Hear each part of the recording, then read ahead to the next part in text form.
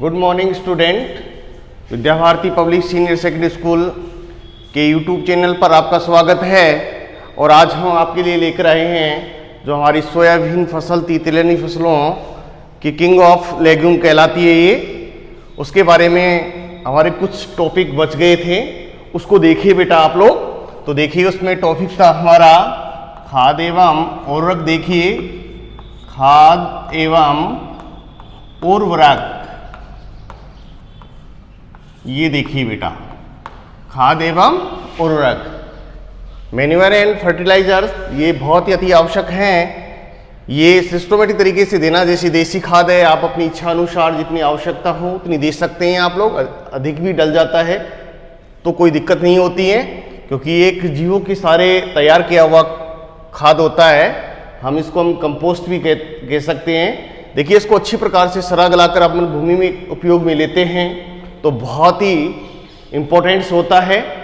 इसके बाद में आता है हमारा उर्वरक। उर्वरक रासायनिक पदार्थ हैं, इसकी मात्रा सिस्टमेटिक तरीके से देनी होती है।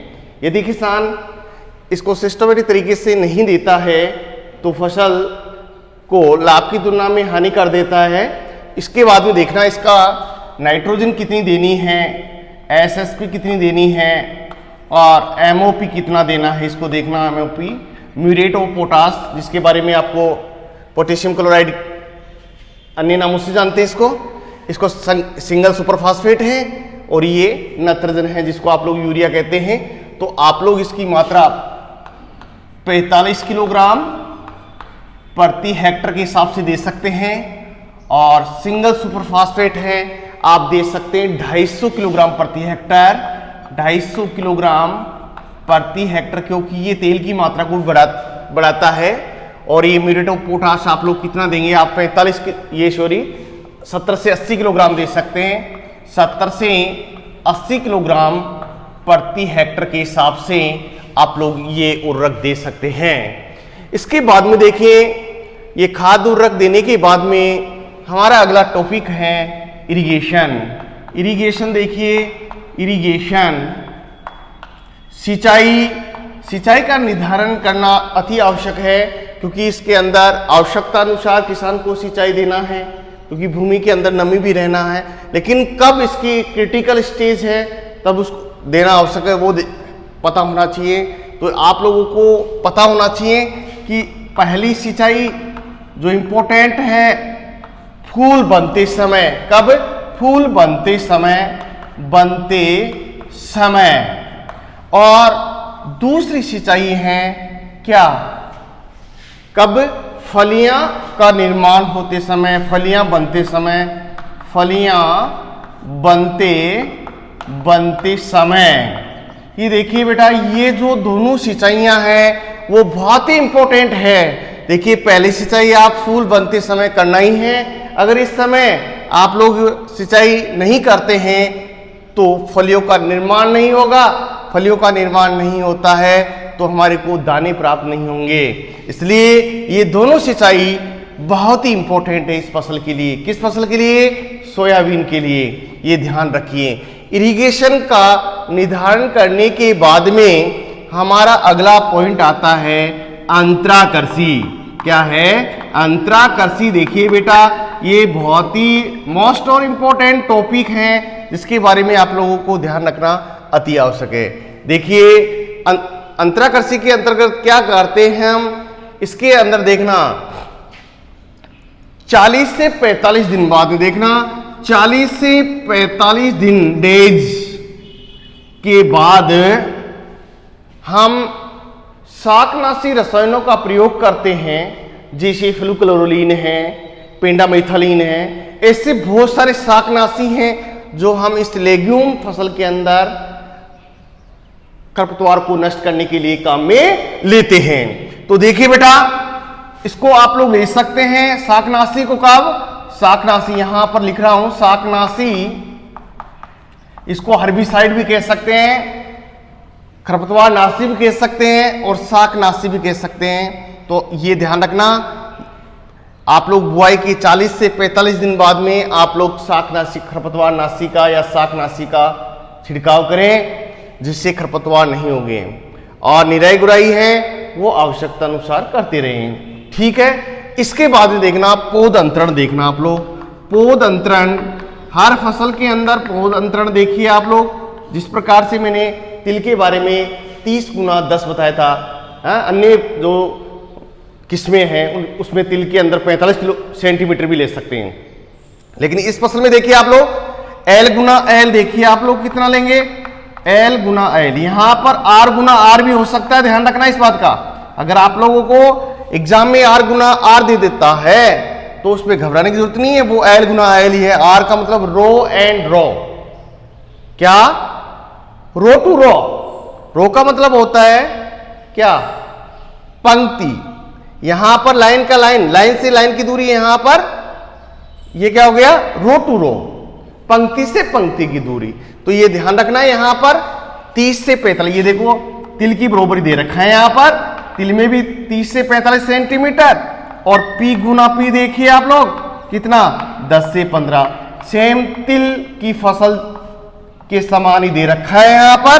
पौध अंतरण देखिए, जिस प्रकार से तिल की फसल में एल गुना एल 30 से 45 सेंटीमीटर रख सकते हैं, उसी प्रकार ये पी गुना पी भी कितने रख सकते हैं हम, 10 से 15 सेंटीमीटर। देखिए बेटा, जो ये लेग्यूम फसल है आप लोग, पौध अंतरण है, अन्य फसलों की भांति इसी में है, ज्यादा अंतर नहीं होगा इसके अंदर देखना।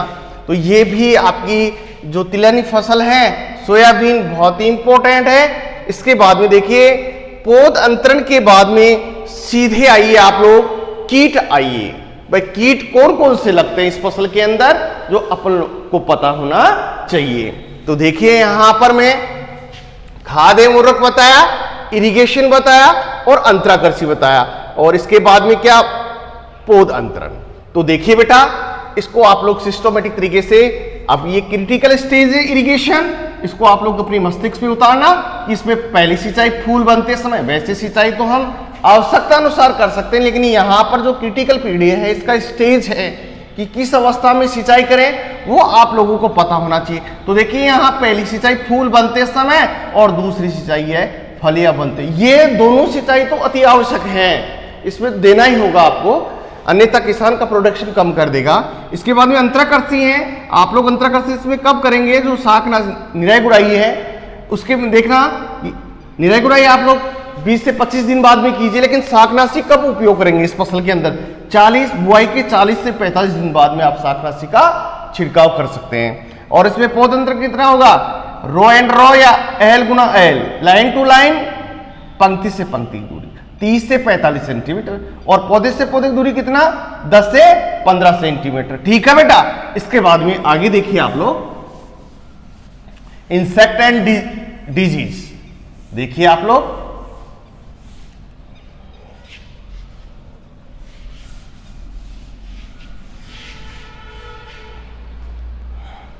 यह है कीट एवं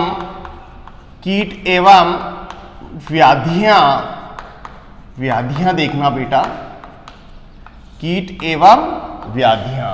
देखिए पहला इसमें कीट लगता है फड़का, क्या लगता है, फड़का। ये कीट क्या करता है, ये कीट क्या करता है कि फसल का रस चूसकर फसल को बेकार कर देता है। फड़का क्या करता है, फसल का रस चूसकर पौधे को बेकार कर देता है। इसके लिए क्या करना है बेटा, नियंत्रण क्या करेंगे आप लोग, मिथाइल पेरोथियन का 2%, 2% दवा को 2% आती है इसमें, क्या, मिथाइल पेरोथियन, कितनी दवा लेनी है, 500 से 700 ml, और कितने लीटर पानी में, 500 से 700 लीटर पानी में घोलकर छिड़काव करने से आशातीत लाभ प्राप्त होता है। इसके बाद में दूसरा देखना आप लोग, दूसरा है इसका तनाछेदक। क्या है, तनाछेदक। देखिए बेटा, कीट पहला फड़का बताया, उसके बाद में तनाछेदक है। यह कीट तने में सुरंग बनाकर पौधे को कमजोर बना देता है।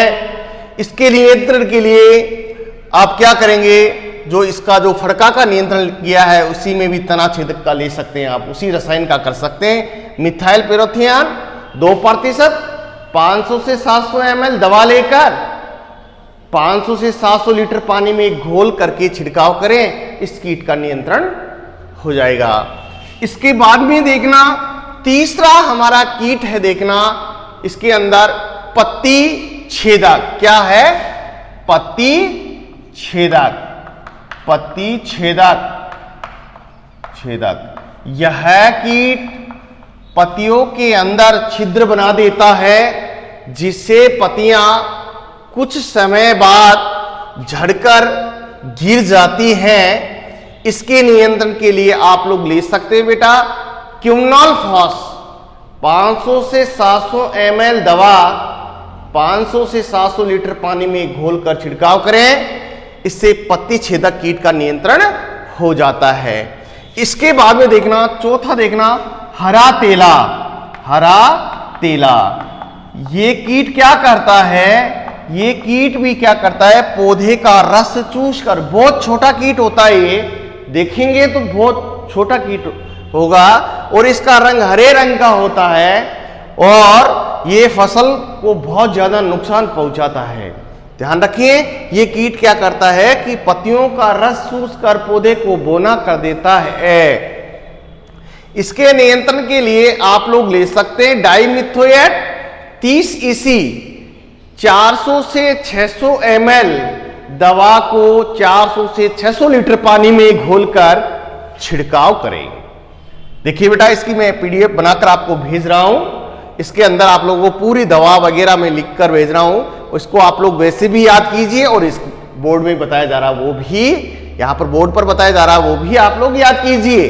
तो देखिए यहां पर हरा तेला की नियंत्रण के लिए मैंने क्या बताया, क्या बताया?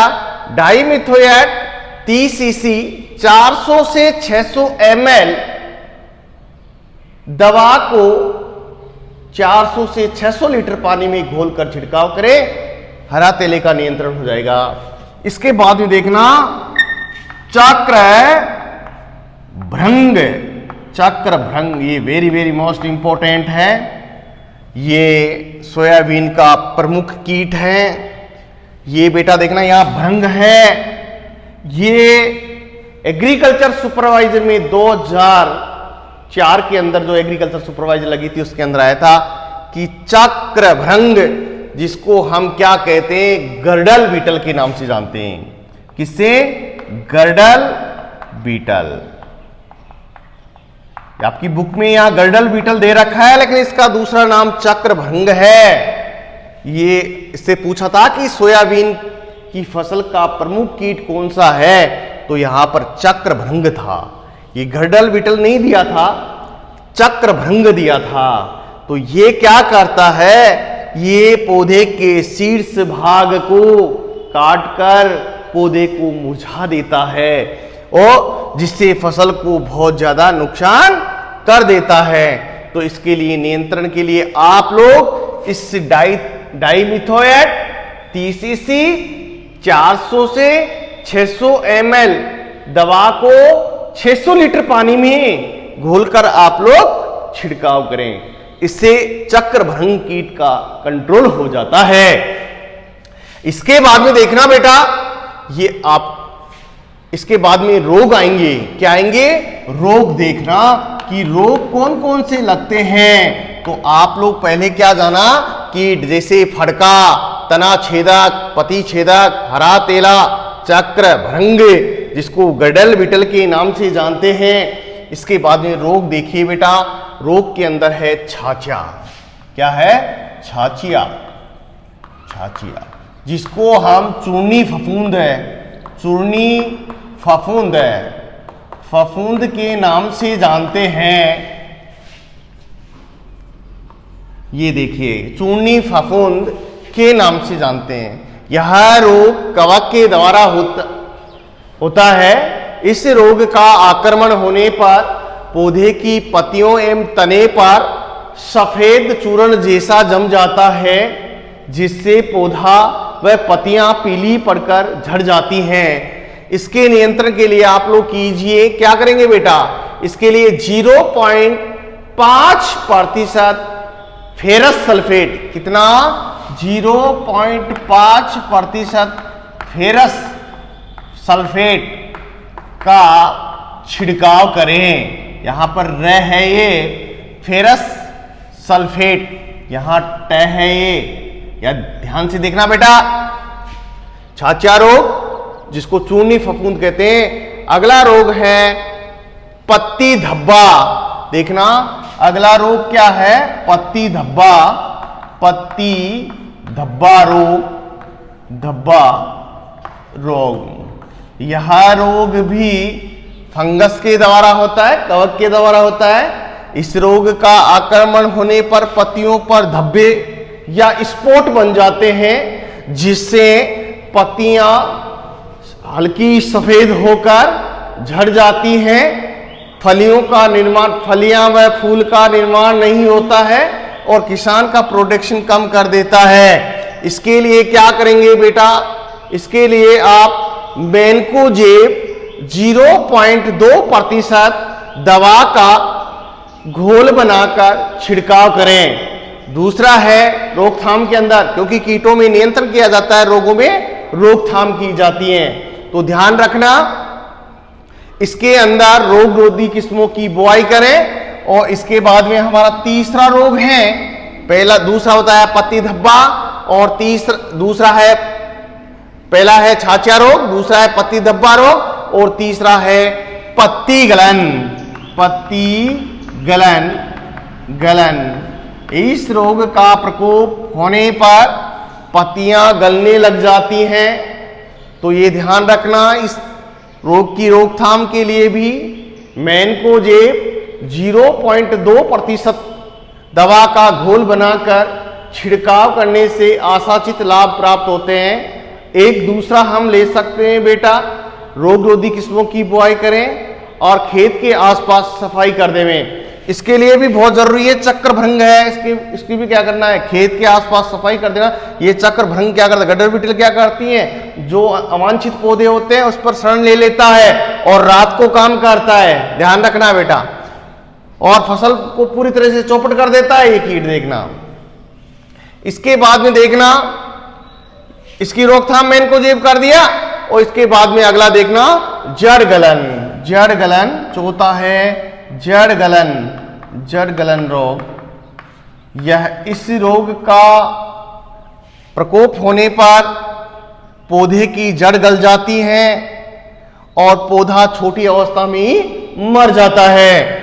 इसके लिए देखना बेटा आप लोग क्या करेंगे, बीज को बोने से पहले 6 से 10 ग्राम ट्राइकोडर्मा, ये मित्र कीट है, ईश्वरी ट्राइकोडर्मा ये फफूंद मित्र की फफूंद है, जिससे ये मृदा को उपचारित करती है और हानिकारक फंगस को खत्म करने का कार्य करती है ट्राइकोडर्मा।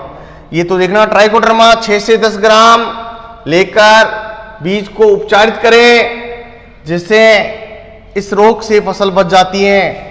चौथा ये था जड़ गलन। और इसके बाद में हमारा अगला टॉपिक है कटाई, देखना बेटा, कटाई, कटाई। कीट देखे, रोग देखे आपने, इसके बाद में कटाई देखना। जब फसल भूरे रंग से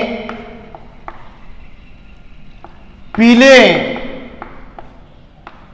रंग में बदल जाए, रंग में बदल जाए, तो आप लोग फसल की कटाई कर लेवें। ये ध्यान रखना बेटा, कब करें, भूरे रंग से पीले रंग में बदल जाए उस समय कटाई कर लेवें। इसके बाद में देखना बेटा उपज, देखना कि उपज कितनी प्राप्त होती है, अपन को पता होना चाहिए, क्योंकि आप लोग फसल का अध्ययन कर रहे हैं तो अपन लोगों को पता होना चाहिए कि इससे उपज कितनी प्राप्त होती है। 10 से 15 क्विंटल प्रति हेक्टर उपज प्राप्त होती है। देखिए बेटा, हर पॉइंट इस फसल के इंपॉर्टेंट्स हैं। जितनी भी आप फसल पढ़ रहे हैं, यहां पर बोर्ड पर जो भी पॉइंट बताया जा रहा है वो इंपॉर्टेंट है। जैसे इस फसल का मुख्य रोग छाछिया या चूनी फफूंद है, उसी प्रकार से इस फसल का जो प्रमुख कीट है वो है गडल बीटल। इसको ध्यान रखना, आपकी बुक में गडल बीटल ही दे रखा है, ये ड है गडल बीटल, और इसको हम हिंदी में चक्रभंग कहते हैं। बहुत सारी किताबों में आपको चक्र क्या बोलेंगे, भ्रंग, और इसका सही नाम क्या है, चक्रभंग। और अन्य किताबों में जैसे अन्य राइटरों में दे रखा है चक्रक भ्रंग। तो देखना एग्रीकल्चर सुपरवाइजर में चक्रक भ्रंग आया था, उस समय बच्चे बहुत सारे इस प्रश्न को गलत किया था, इसलिए आप लोग ध्यान रखना। ये सन 2004 की जो एग्जाम सुपरवाइजर थी उसके अंदर ये प्रश्न आया था, और बहुत सारे बच्चे इस प्रश्न को गलत करके आए थे। ये ध्यान रखना, ये बहुत बड़ी कंपटीशन में प्रश्न उठ सकता है, तो आप लोग ध्यान रखिए इसको, क्योंकि आप कम से कम, आप लोग तो यहां पर बताया जा रहा है, तो कम से कम आप तो गलत मत कीजिए। तो ये ध्यान रखना बेटा, रोग है छाछिया है, पत्ती धब्बा रोग है, पत्ती गलन है, जड़ गलन है। इसके बाद में देखना कटाई कब करनी है, जब फसल भूरे रंग से पीले रंग में परिवर्तित होने लगे, उस समय इसकी कटाई करने में उपज है 10 से 15 क्विंटल प्रति हेक्टर। यदि इसको भंडारण करवा रहे हैं, आपके सिलेबस में नहीं दे रखा है, लेकिन आपको पता होना चाहिए इसका भंडारण 8% नमी होने पर इस के दानों को भंडारण कर लें, जिससे फसल में अन्य कीट नहीं लगते हैं। इसके बाद में हमारी अगली फसल आती है सूरजमुखी। क्या आती है, सूरजमुखी। तो देखिए बेटा, हमारी ये तिलहनी फसलों की दूसरे नंबर पर थी सोयाबीन फसल, ये पूरी होती है। इसके बाद में देखना हमारी अगली फसल है, वो है सूरजमुखी। क्या है, सूरजमुखी है। तो ये ध्यान रखिए, ये तीसरे नंबर की शुरू हो रही है, इसलिए आप लोग ध्यान रखेंगे। एक एक फसल एकत्रित होती जा रही है, याद करना होगा आपको। ये देखिए यहां पर तीसरे नंबर पर सूरजमुखी, सूरजमुखी, सूरजमुखी, जिसको अंग्रेजी में हम कहते हैं क्या, sunflower, sunflower, SUNFLOWER, sunflower, SUNFLOWER, sunflower, सूरजमुखी। सबसे पहले हमारे को यह जानकारी प्राप्त करनी होगी कि इसका नाम सूरजमुखी क्यों पड़ा, ये आप लोगों को पता होना चाहिए। देखिए बेटा, इसका नाम क्यों पड़ा, ये जानकारी प्राप्त करना आप लोग कि जब भी जिस तरफ भी सूर्य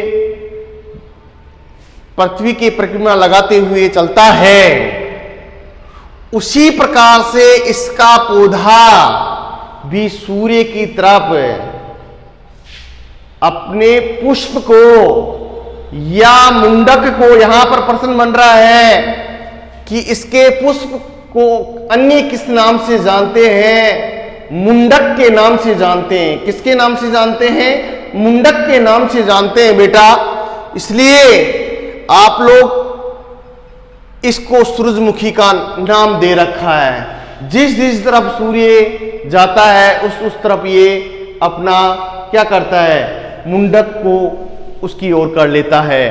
तो ये ध्यान रखना बेटा, ये इसके प्रश्न है, इसका प्रश्न बनता है कि इसको सूरजमुखी क्यों कहते हैं। तो ध्यान से सुनना, क्या कि धूप में, देखना मैं लिख देता हूं यहां पर, धूप में ऑक्सीजन हार्मोन्स, देखना ऑक्सीजन नामक, ऑक्सीजन नामक रसायन, ऑक्सीजन, धूप में ऑक्सीजन नामक रसायन के सांद्रण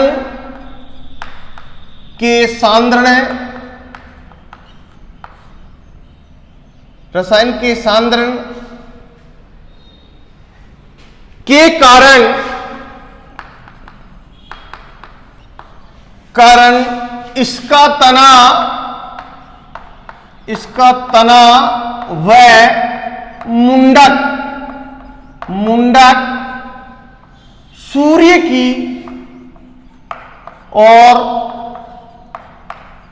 हो जाते हैं, इसलिए इसे सूरजमुखी कहा जाता है। ये देखिए बेटा, इसकी पूरी परिभाषा बताई है मैंने कि इसको सूरजमुखी क्यों कहते हैं।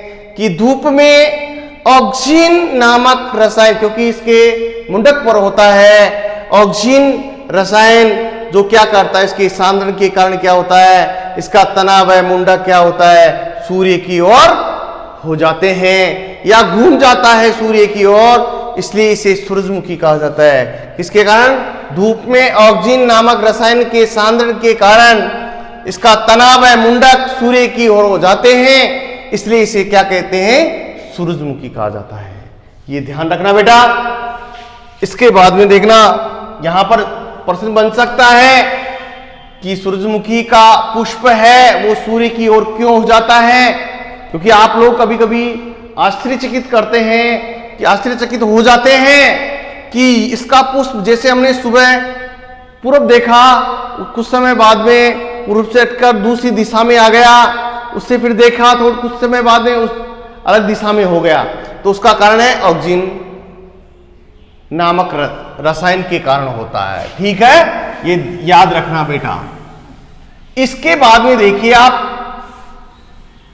इसके बाद में देखेंगे आप इसका क्लासिफिकेशन। वानस्पतिक नाम देखिए बेटा,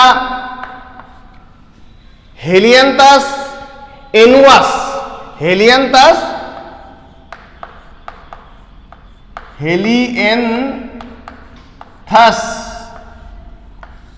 ध्यान रखना, हेलियंथस एनुअस,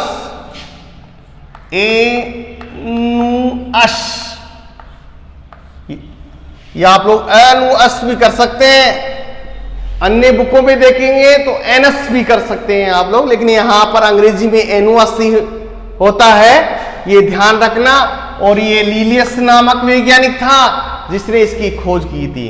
इसका वानस्पतिक नाम क्या है? हेलियंथस एनुअस। और इसका जो परिवार है वो देखना बेटा क्या है, एस्ट्रेसी।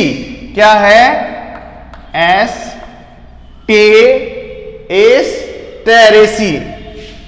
एस्ट्रेसी, जिसको कंपोजिट कुल कहते हैं। क्या कहते हैं? कंपोजिटी। ये देखिए आप लोग, इसको हम कंपोजिटी कुल कहते हैं, और अंग्रेजी में इसको क्या कह रखा है? एस्ट्रेसी कहते हैं। क्या कहते हैं? एस्ट्रेसी। आपकी बुक में एस्ट्रेसी दे रखा है, लेकिन इसको यदि खोलते हिंदी करते हैं तो इसको हम कंपोजिटी कुल के अंतर्गत रखते हैं। देखिए इसका ओरिजिन, देखिए ओरिजिन ये कहां से आया है। ये देखिए आप, दक्षिणी, कहां से आया है? दक्षिणी, सॉरी पश्चिमी केंद्रीय, कहां से? पश्चिमी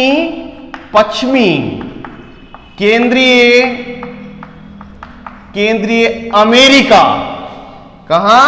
अमेरिका है। कहां है? अमेरिका है, अमेरिका। लेकिन आप बड़ी किताब के अंदर देखेंगे, जो लेखक है उसमें देखेंगे आप लोग, इसमें इसको बता रखा है मेक्सिको। कहां बता रखा है? मेक्सिको बताया। आपकी बुक में ये दे रखा है, बोर्ड सिलेबस में पश्चिमी केंद्रीय अमेरिका दे रखा है, लेकिन यहां पर इसका फैक्ट क्या होगा, जैसे जेट में आ जाता है, तो ये ध्यान रखना कि इसको जन्म स्थान माने। ठीक है ना? कहा देखिए, दोबारा देखिए आप लोग, हेलियंथस एनुअस कुल है एस्ट्रेसी, जिसको कंपोजिटी के नाम से जानते हैं। ओरिजिन है पश्चिमी केंद्रीय अमेरिका या मेक्सिको, ठीक है ना। इसके बाद में देखना, मैं इसका इंपोर्टेंस बता रहा हूं। देखिए, महत्व के बारे में अच्छी प्रकार से जानकारी प्राप्त करना कि इसका महत्व क्या क्या है। सूरजमुखी का, जैसे सूरजमुखी के साथ में एक फसल और आती है कुसुम, जिससे भी क्या होता है, जिसको सैफ फ्लावर कहते हैं। क्या कहते हैं? सैफ फ्लावर कहते हैं। तो ये ध्यान रखिए, इसका जो जैसे हेलियंथस एनुअस है, उसी प्रकार से सैफ फ्लावर भी है। सनफ्लावर, सैफ फ्लावर, ये ध्यान रखना, sunflower and Saif flower. Saif flower का मतलब कुसुम, इससे भी तेल निकालते हैं। कुसुम की फसल से भी क्या निकालते हैं?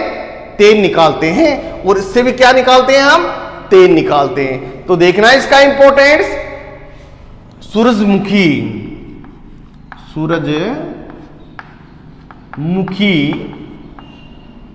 के बीजों में 45 से 50% तेल पाया जाता है। ठीक है बेटा। इसके बाद में देखना, सूरजमुखी के बीजों में 45 से 50% तेल पाया जाता है। और इसका तेल है, सूरजमुखी का जो तेल है वो उच्च कोटि का होता है।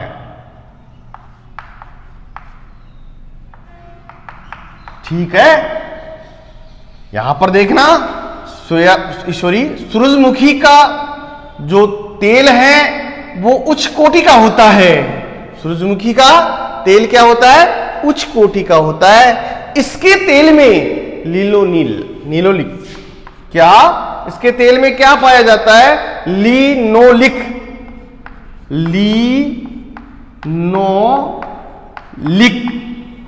ये देखिए आप, लीनोलिक, ठीक है। अम्ल की मात्रा, ध्यान से सुनना, बहुत इंपॉर्टेंट है। लीनोलिक, ये लगभग ये 40% के लगभग लीनोलिक अम्ल पाया जाता है इसके अंदर। जो मनुष्य हृदय रोगी होते हैं उसके लिए इसके तेल का उपयोग करता है, वो स्वास्थ्य के लिए लाभदायक होता है। मीन्स यहां प्रश्न बन रहा है कि हृदय रोगियों के लिए कौन से तेल का उपयोग करना चाहिए? तो यहां पर सूरजमुखी के तेल का उपयोग करना चाहिए, क्योंकि इसमें अधिक मात्रा में लीनोलिक अम्ल पाया जाता है, जो कोलेस्ट्रॉल की वृद्धि को रोकता है। किसको? कोलेस्ट्रॉल की, जो व्यक्ति मोटा हो जाता है, मोटा क्यों हो जाता है? उसमें कोलेस्ट्रॉल की मात्रा अधिक हो जाती है, जिसके कारण से वो क्या होता है बेटा? मोटा हो जाता है। तो ये क्या करता है? कोलेस्ट्रॉल की मात्रा को या वृद्धि को कम करने का कार्य करता है, जिससे जो हृदय रोगी व्यक्ति है वह हृदय घात से बच जाता है। इसलिए इसका तेल इंपोर्टेंट बताया गया है हृदय रोगियों के लिए, ध्यान रखिए बेटा। इसके बाद में देखना, सूरजमुखी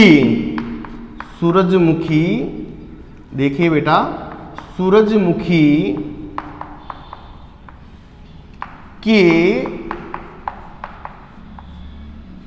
तेल से वनस्पति घी बनाया जाता है।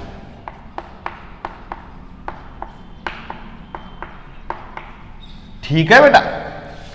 सूरजमुखी के तेल से वनस्पति घी बनाया जाता है, जो आप लोग विभिन्न कार्यों में इस वनस्पति घी का उपयोग करते हैं। देखिए आप विवाह शादियां हैं या विभिन्न उत्सव हैं, उसके अंदर अपन क्या करते हैं, वनस्पति घी, जो अपन साधारण नाम से क्या जानते हैं, डालडा घी, किससे बनता है, सूरजमुखी के तेल से ही बनता है। ठीक है बेटा। इसके बाद में देखना, इसका इंपोर्टेंस और बता रहा हूं, इसके तेल में फूफा PUFA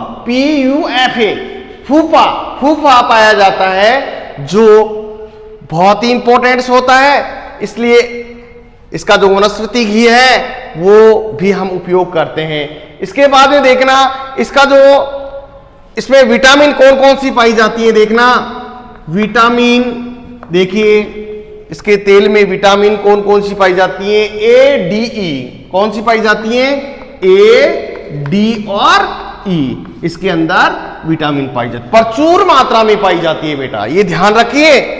इसमें विटामिन आपसे पूछ लेता है कोई, ADE पाई जाती है। ठीक है। इसके बाद में देखना, ये राजस्थान में एक बार प्रश्न और देखना आप लोग, सूरजमुखी के अजहार दानों का भार कितना होता है, ये आप लोगों को पता होना चाहिए।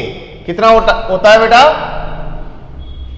कितना होता है, हाँ? इसका भार कितना होगा, 1000 दानों का भार कितना होगा, 55 से 70 ग्राम, 55 से 70 ग्राम। ये जेट का प्रश्न है, आप लोग अच्छी प्रकार से याद कर लेना कि सूरजमुखी के 1000 दानों का भार कितना होता है, 55 से 70 ग्राम होता है। इसका अंकुरण है वो किस प्रकार का होता है, ऊपरी भूमिक होता है। इसका जो अंकुरण है वो कैसा होता है, ऊपरी भूमिक होता है। तो ये ध्यान रखना।